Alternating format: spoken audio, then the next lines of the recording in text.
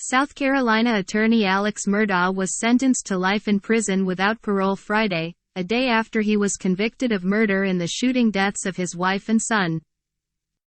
Murdaugh maintained his innocence when addressing the judge before sentencing. "I would never hurt my wife Maggie and I would never hurt my son Paul," he said.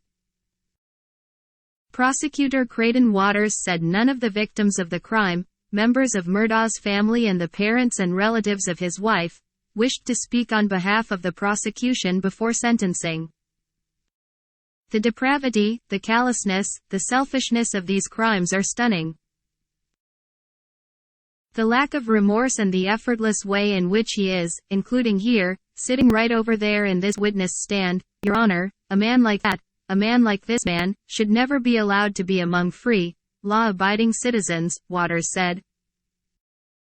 Prosecutors asked for a life sentence to hold Murdaugh responsible for what they say are decades of lying, stealing and using his family's considerable clout in their tiny county to his advantage. Any sentence would have no chance of parole. As Murdaugh stood before the judge to learn his fate, he was in the same courtroom on the circuit where his father, grandfather and great-grandfather tried cases as the elected prosecutor for more than 80 years.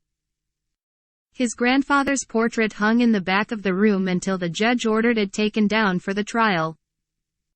Instead of the dress shirt and sport coat he wore through the 6-week trial, the attorney who made millions suing big companies on behalf of people injured in wrecks arrived at court in a jail jumpsuit the day after he was convicted of 2 counts of murder.